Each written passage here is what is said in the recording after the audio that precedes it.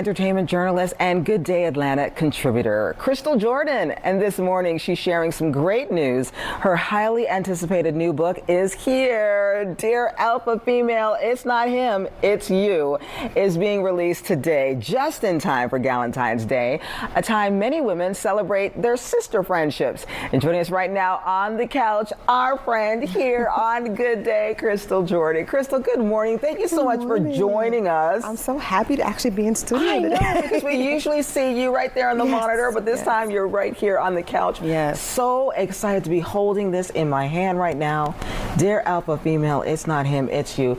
Talk to us about the premise of the book and why you thought it was so important to come out with this now. Well, I mean, honestly, the book, I wanted to release this book right around Galentine's Day. Yeah. Because like you said, Galentine's Day is a time that we celebrate girlfriend friendships. But for me, this was basically birthed from my own experience. You know, being this career-driven woman that had gotten very comfortable in her singleness and felt like it was because of other people. You know, I felt like it was the dating pool that wasn't right. And I had all these other women around me that were telling me the same thing. Like, oh, you know, it's not us, it's them. You know, them. we love to do that. Absolutely, absolutely. And I had a chance encounter with Miss Iyanla Van Zant. Yes. And she shared with me that it was not them necessarily, it was me, because everything that we get in life is a reflection of what how we show up in the world. Yeah. And so I really wanted to be able to share this. After that chance encounter and returning to therapy, a year and a half later I got married. And it's not that the man is the prize, but it really was a sign to me that when I shifted the way I thought about life and I shifted the way I showed up, that the universe responded differently. And it can do that for everybody. It really can too, and we're going to talk a little bit more about that. But I just wanted to talk about how you say also that it's a love letter to you, which is really interesting, wrapped in accountability. Yes. That was nice to say. Because like you said, we do have our friends that are saying, girl, you know, he did this and he did that, and he's like this. And it really, the common denominator in all of those relationships is you. So you really need to do the work. You need to do the work. But it's not that easy. No, it's not easy at all. And I think, you know, I was showing up it was unintentional. You know, I thought I was doing the right things, but I think often, especially career women, and that's what, you know, the title Alpha Female throws people off. But really, this is just about women that are leaders, women that are, you know, very driven, very ambitious, which is not a bad thing.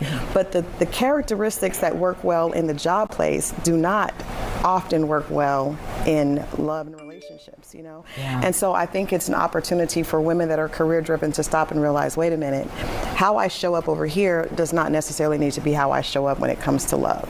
When you went on Iyanla Fix My Life, first of all, you were amazing on that, and kudos to be able to be so candid, because it's scary. It is scary. It's really a scary process.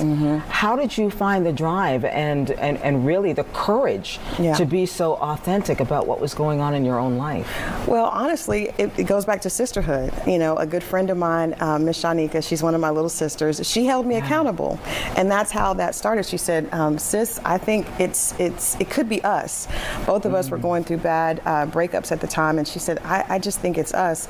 And I'm a writer, I'm a publicist. I said, I'm not going to share my life on television. But because she held me accountable and said, let's do a deeper dive, I agreed to do it. And so I think that's another example of how, as sisters, we need to show up for each other, not just to celebrate, but also to say, you can do better, you can be better, and I'm going to help you do that. And I understand, you said too that you went to therapy. When did you think that it was a good time to really not just do the work just by yourself and reading self-help books, but going to a professional for help? Well, I think, you know, I had gone through a really bad divorce, and I think that is something that a lot of times when women are hurt, a lot of times we throw ourselves into work. And so work was a safe place. It was a place I could control.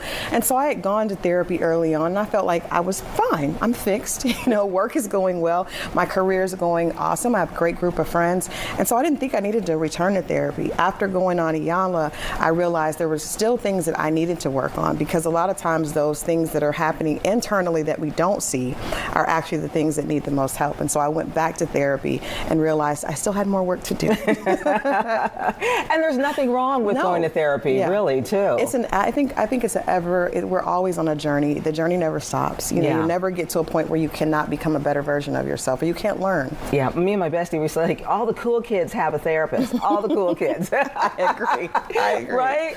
And talk to us a little bit, too, about not being intentional and putting out into the universe what you really want in your life, too. That is key, because like I said earlier, you sit around with girlfriends and talk about the negative things. Right. We're always saying, like, I don't want to have this. He shouldn't be like this. He shouldn't be like that. What should he be? Well, or first what of all, should she be? First of all, our lists are usually way too long. I tell women, put down a list of 10 things and then take away 5. You should have no more than 5 non-negotiables, because a lot of times we write out these extensive lists and no one is going to meet those lists. It's unrealistic, and really that's a way for us to hide and keep ourselves safe, because if we put up this barrier around, he has to have all these things, then we don't find anyone and we don't take the risk of getting hurt.